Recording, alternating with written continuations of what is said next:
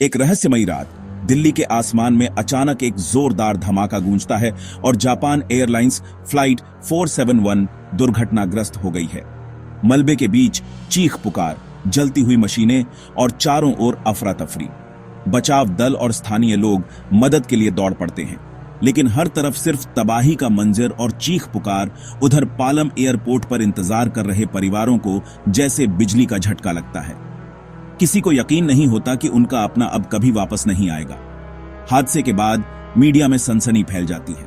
अखबारों की सुर्खियां, टीवी रिपोर्टर और जांचकर्ता घटनास्थल पर पहुंचते हैं। हर कोई जवाब चाहता है, लेकिन असली वजह क्या थी? पायलट की गलती, तकनीकी खराबी या एयर ट्रैफिक कंट्रोल की चूक? हर तरफ सवाल ही सवाल है, लेकिन जवाब कोई नहीं। यह हादसा न सिर्फ भारत और जापान बल्कि पूरी दुनिया के लिए एक झटका था। 87 जिंदगियां एक पल में खत्म हो गईं और उनके पीछे रह गईं सिर्फ यादें और अनसुलझे सवाल। आज हम इस रहस्य की परतें खोलेंगे, उन पलों को फिर से महसूस करेंगे और जानेंगे कि आखिर उस रात आसमान में क्या हुआ था। नमस्कार, आप देख रहे हैं रहस्य रेल और रनवे और मैं सुमित श्रीवास्तव आपका स्वागत करता हूं। अगर आप चैनल पर नए हैं तो सब्सक्राइब करना न भूलें। 14 जून 1972 दिल्ली का पालम एयरपोर्ट, जिसे आज हम इंदिरा गांधी अंतर्राष्ट्रीय हवाई अड्डा के नाम से जानते हैं। शाम ढल रही थी और आसमान में नारंगी रंग की छटा बिखर रही थी। यह एक सामान्य दिन था जो एक भयानक त्रासदी में बदलने वाला था। एयरपोर्ट पर रौनक थी, यात्रियों का निरंतर आगमन हो रहा था। दूर देशों से आने वाले अपने प्रियजनों की एक झलक पाने के लिए लोग बेसब्री से इंतजार कर रहे थे। परिवारों में उत्साह था, बच्चे इधर उधर दौड़ रहे थे और बुजुर्ग अपनी लाठियों के सहारे खड़े थे। मौसम साफ था, दृश्यता अच्छी थी और एयर ट्रैफिक कंट्रोल अपनी रडार स्क्रीन पर विमानों की गतिविधियों पर पूरी मुस्तैदी से नजर रख रहा था। हर एक विमान की सुरक्षित लैंडिंग सुनिश्चित करने के लिए वे तत्पर थे। अराइवल हॉल में उम्मीद और उत्साह का माहौल था। हर चेहरे पर एक मुस्कान थी, हर आंख में अपने प्रियजन को देखने की चाहत थी।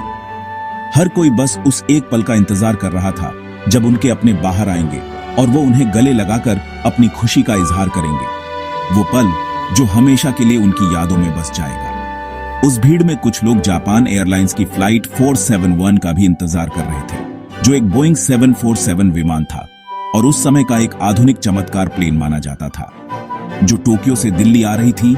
एक लंबी और थका देने वाली यात्रा के बाद यात्रियों और उनके परिवारों के लिए यह मिलन का प्रतीक थी। उस दौर में हवाई यात्रा खास थी और अपनों का लौटना एक बड़ा मौका।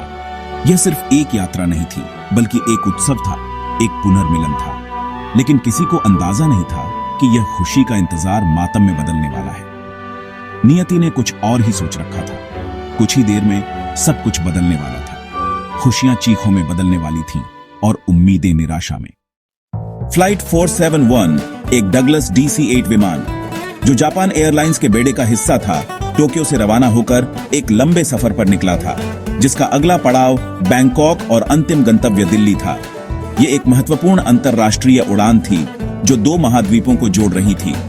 विमान में 76 यात्री सवार थे, जिनमें विभिन्न देशों और संस्कृतियों के लोग शामिल थे, और 11 क्रू मेंबर थे जो यात्रियों की सुरक्षा और आराम सुनिश्चित करने के लिए समर्पित थे। लंबी यात्रा के बाद यात्री स्वाभाविक रूप से थक चुके थे। कुछ अपनी सीटों पर आराम कर रहे थे, थकान से आंखें मूंद रहे थे, तो कुछ खिड़की से बाहर झांक रहे थे, बादलों के अद्भुत नजारों में खोए हुए। केबिन क्रू यात्रियों की सेवा में व्यस्त था, पेय पदार्थ और भोजन परोस रहा था और हर किसी की जरूरतों का ध्यान रख रहा था। और कॉकपिट में कैप्टन कोहेई कोबायाशी, एक अनुभवी पायलट, अपनी टीम के साथ लैंडिंग की तैयारी कर रहे थे, सभी आवश्यक जांच कर रहे थे और दिल्ली हवाई अड्डे के साथ संचार स्थापित कर रहे थे। विमान में ब्राजील की अभिनेत्री लीला दिनीज समेत कई देशों के नागरिक थे। विभिन्न पृष्ठभूमियों और जीवन के अनुभवों का मिश्रण। हर सीट पर एक अलग कहानी, एक अलग सपना, एक अलग मंजिल थी। बैंकॉक से दिल्ली तक का सफर सामान्य रहा। विमान सुचारू रूप से आगे बढ़ रहा था। मौसम भी अनुकूल था, आसमान साफ था और दृश्यता अच्छी थी। दिल्ली अब बस कुछ ही मिनट दूर था। लैंडिंग की तैयारी अंतिम चरण में थी, लेकिन किसी ने भी यह कल्पना नहीं की थी कि यह शांत और सामान्य यात्रा अचानक एक भयानक और अविश्वसनीय हादसे में बदल जाएगी। दिल्ली के आसमान में प्रवेश करते ही कैप्टन कोबायाशी ने पालम एयरपोर्ट से संपर्क किया। और रनवे 28 पर उतरने की अनुमति मिली, जिसके बाद विमान धीरे धीरे नीचे आ रहा था। यात्री अपने मंजिल के करीब पहुंचने की खुशी में थे। तभी कॉकपिट में कुछ गड़बड़ होने लगी।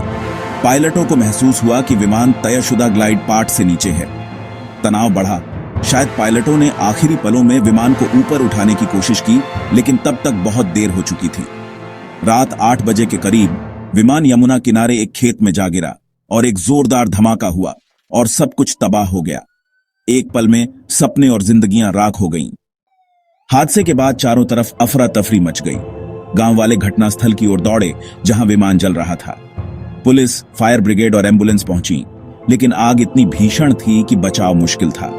87 में से 82 लोगों की मौके पर ही मौत हो गई और जमीन पर काम कर रहे 3 मजदूर भी मारे गए। सिर्फ 5 लोग बच पाए, वे भी गंभीर रूप से घायल थे, जिन्हें फौरन अस्पताल भेजा गया। उधर एयरपोर्ट पर इंतजार कर रहे परिवारों में यह खबर सुनकर चीख पुकार मच गई। लोग एयरपोर्ट से फौरन दुर्घटना स्थल के लिए भागे। अगली सुबह तक देश भर में मातम छा गया। मृतकों की पहचान करना भी एक चुनौती बन गया। यह हादसा अनगिनत जिंदगियों को हमेशा के लिए बदल गया। हादसे के बाद सबसे बड़ा सवाल था, यह हुआ कैसे? जांच में भारत और जापान के विशेषज्ञ शामिल हुए, लेकिन दोनों देशों में मतभेद गहरे हो गए। भारतीय जांचकर्ताओं ने पायलट की गलती को जिम्मेदार ठहराया। उनका मानना था कि विमान तय ऊंचाई से नीचे उड़ाया गया, लेकिन जापानी जांचकर्ताओं ने एयरपोर्ट के इंस्ट्रूमेंट लैंडिंग सिस्टम को दोषी बताकर भारत को इसका जिम्मेदार बताया। उनका दावा था कि गलत सिग्नल मिले। दोनों देशों ने अपने अपने सबूत पेश किए, लेकिन कोई निर्णायक नतीजा नहीं निकला। फ्लाइट डेटा रिकॉर्डर और कॉकपिट वॉइस रिकॉर्डर भी क्षतिग्रस्त हो गए, जिससे सच्चाई और भी धुंधली हो गई। हादसे की असली वजह आज भी रहस्य बनी हुई है। 50 साल बाद भी फ्लाइट 471 का रहस्य कायम है कि यह हादसा पायलट की गलती थी या सिस्टम की खराबी, कोई नहीं जानता। सबसे बड़ा दर्द उन परिवारों का है जिन्हें कभी जवाब नहीं मिला। उनके लिए यह हादसा एक न भरने वाला घाव है। इस त्रासदी ने हवाई सुरक्षा में कई सुधारों की नींव रखी। ग्राउंड प्रॉक्सिमिटी वार्निंग सिस्टम जैसे उपकरण विकसित हुए। फ्लाइट 471 के पीड़ितों का बलिदान व्यर्थ नहीं गया, क्योंकि उनकी वजह से हवाई यात्रा और सुरक्षित हुई। यह कहानी हमें याद दिलाती है कि तकनीक पर निर्भरता के बावजूद इंसानी जिंदगी कितनी नाजुक है। आप क्या सोचते हैं? यह हादसा किसकी गलती थी? अपनी राय कमेंट्स में जरूर बताएं और वीडियो को लिखें और चैनल को सब्सक्राइब करें। धन्यवाद।